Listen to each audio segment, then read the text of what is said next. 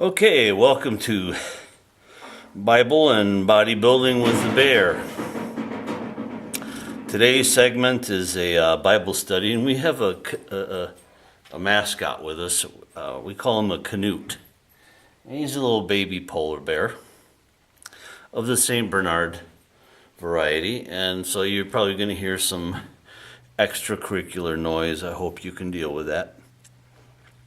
But aside from that, we're going to get into the Old Testament book of Exodus. And we are in chapter 25 today. There are certain parts of the Bible that are like Revelation, 1 John, that are just packed full of, the here and now and spiritual content and faith and repentance and love and hope and trust. And sometimes we get to sections of the Bible where it's just very Old Testament, very ritualistic, but very important. For those of you that have been through a military boot camp of sorts, you know there are times of heated physical fitness, training, but you also have times where you're raking sand, little pits of sand, over and over and over and over and over again. There are times when you are taking your rifle apart and putting it back together, and taking it apart and putting it back together, and over and over and over and over and over again. The repetition. Those things teach you something, and we don't really like it. And here in the Old Testament, in Exodus, God is giving the children of Israel some repetition in forms, credence, rituals, duty. He's going to describe to them the heavens, but in a way that they can understand, with tents and curtains and tables with incense burning on them continually, tables of bread that are always kept with bread on it, a lamp that's burning with crushed olive oil, burning perpetually outside the Holy of Holies, but in the tabernacle. We're going to see them crafting, metallurgy, forming in molds, gold, bronze, and we're talking by the hundreds of pounds. So they learned a lot of interesting things in Egypt, and a lot of these things they didn't really know before. They were out kind of the Bedouins of the Mideast. They were herdsmen. They picked from the nearby trees. They kept sheep. But a lot of these skills they learned in Egypt, now they've gone out into the wilderness, and they're going to take those skills, their tradesman skills, their apprentice skills, and now move them into a position of they're going to honor God with the skills they learned in Egypt. So with all that chewing of the flab, let's get to us. And yeah, there are some things here that are a little, for us, in the New Testament Christian era of the rapture of the church soon to come, we're looking for the rapture of the church. We're not looking really to build a new temple. The Jews are, because they believe somehow their new Messiah, which the new Messiah already came, will come in and free them and make them, kings of the earth. And so there's a little bit of a shift in the the Jewish culture. But in Christianity, we're free. We're not looking to build anything on earth. We're looking for Christ to appear and snatch us off of the earth so we can be with him forever. But the Jews, they rejected their Messiah. And because they rejected their Messiah, there are some curses to that. Because they did that a lot of this is going to be taken into the new earth, into the millennium, where you wanted to keep the law, so you now are going to keep the law. And I'm going to honor that to a point, but still the Messiah is the king, and you will honor him. And a lot of that will be taken, I believe, into the new heavens and the new earth, because they rejected their Messiah. Otherwise, they could all be free like us in Christendom. Those that love Jesus Christ and want to obey him. And we don't always do a good job, but at least we try, okay?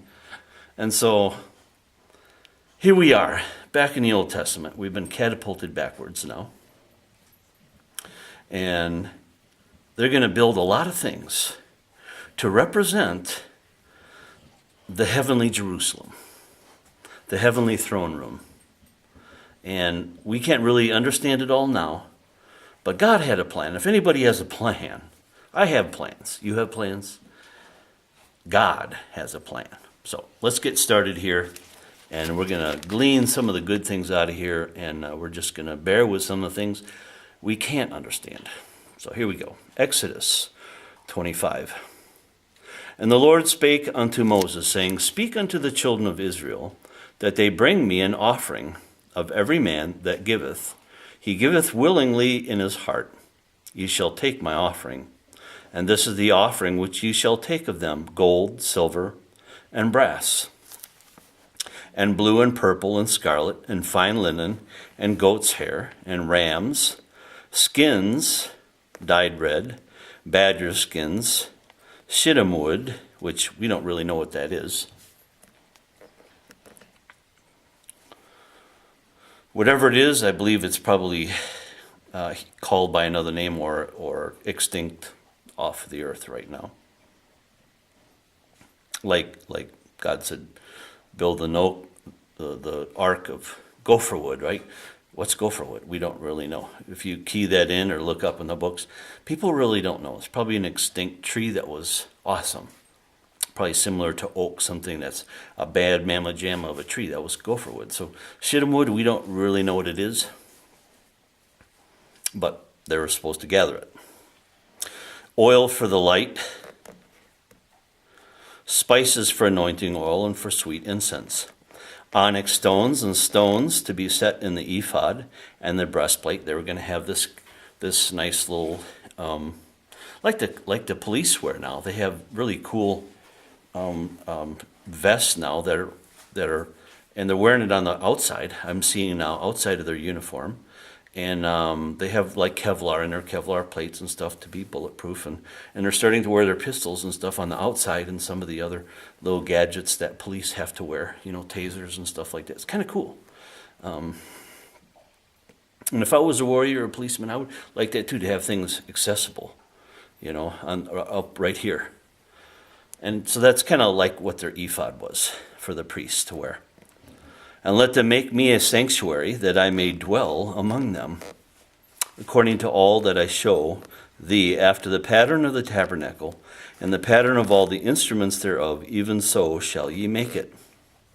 And they shall make an ark of shittim wood, and the ark was basically a box, and in it they kept the law, and on top of it they had the two angels, which was called the mercy seat. It was basically just a cover to the box. But on top of this cover was a very special cover, because it was called the mercy seat, and God was going to hover there. And that's where he would meet with the children of Israel, so to speak.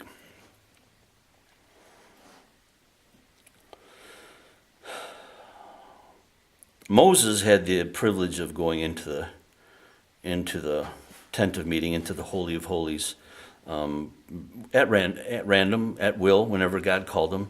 But later on, it was for just the one priest, once a year, or for special occasions. But it was very, very seldom. Moses had the ability to go in and out at random, at first, but it was a very special privilege, and God would meet with him there, at that above the mercy seat. 2 cubits and a half shall be the length thereof, and 1 cubit and a half the breadth thereof, and 1 cubit and a half the height thereof. And thou shalt overlay it with pure gold within and without shalt thou overlay it, and thou shalt make upon it a crown of gold round about. And crown meaning, if you've done any carpentry, sometimes you put a little crown around stuff. kind of wood, and this was to be overlain with gold. They would melt down the gold and pour out a flat sheet mold, and when it hardened over, they'd beat it out and then cut it and so forth. But crowns are kind of cool. Putting a crown or a casing around between your ceiling and the wall, that makes the room look really beautiful. I kind of like that. And thou shalt cast 4 rings of gold for it, and put them in the 4 corners thereof. And 2 rings shall be in the one side of it, and 2 rings in the other side of it. And thou shalt make staves of shittim wood, and overlay them with gold. The ark was to be carried by the priests, not put on a calf cart or a donkey cart, which you see so much of if you see the movies, you see the ark in a cart. God judged them for putting the ark in a cart. It was to be carried because it was very special. And they were to have these little rings molded into the side of the ark with the poles, and they were supposed to always stay in it. And then it was to be carried by the select bunch of guys, men, that were of the priestly descent. It was very special, and all of it was overlaid with gold. And thou shalt put the staves into the rings by the sides of the ark, and the ark may be borne with them, that the ark may be borne with them. So it's to be carried by them. The staves shall be in the rings of the ark, they shall not be taken out from it. And thou shalt put into the ark the testimony which I shall give thee, the 10 Commandments, that which God put on the tablets.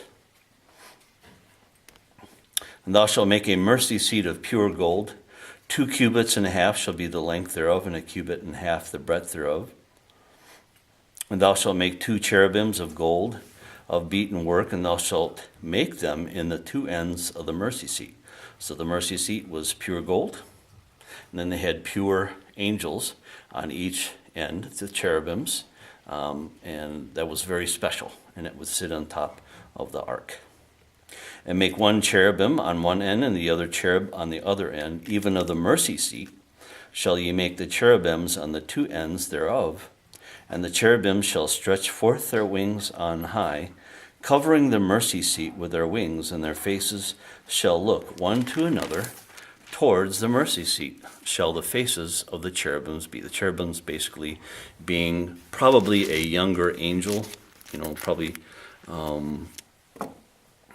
like in the Sistine Chapel or a lot of the church paintings that kind of show a young angel, what a young angel would look like, and that's probably a good representation.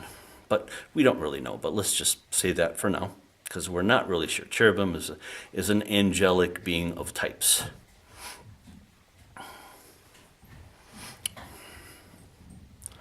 Verse 21.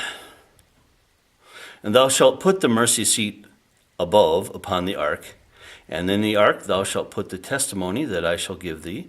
And there I will meet with thee, and I will commune with thee from above the mercy seat, from between the 2 cherubims, which are upon the ark of the testimony of all things, which I will give thee in commandment unto the children of Israel. So the mercy seat was very special. It was a box, had the law in it, had a solid gold mercy seat on top with the angels that were cast, pure gold, and probably very beautiful. We'll probably not see something so beautiful until we get to heaven. And probably the Ark of the Covenant. The Ark of the Covenant is in heaven, and Revelation kind of talks about the Ark of the Covenant being in heaven. We'll talk about that another time. Verse 23. Thou shalt also make a table of shittim wood, 2 cubits shall be the length thereof, and 1 cubit the breadth thereof, and 1 cubit and a half the height thereof. And thou shalt overlay it with pure gold, and make thereto a crown of gold round about. And thou shalt make unto it a border of a handbreadth round about, and thou shalt make a golden crown to the border thereof round about. So this is a very special table, and you're going to see here in a very short amount of time what this table is for. And this table is going to be put right outside the Holy of Holies. And there'll be a curtain out there, and there's basically going to be a table for the bread, a table for the incense, and then the lamp stand is also going to be on the other side. That's going to be continually burning with olive oil. A lot of cool things were kind of set up, and to give it a representation of heaven, something they could understand at their level.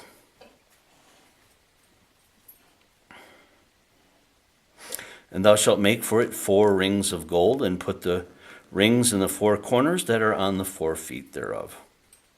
Over against the border shall the rings be for places of the staves to bear the table.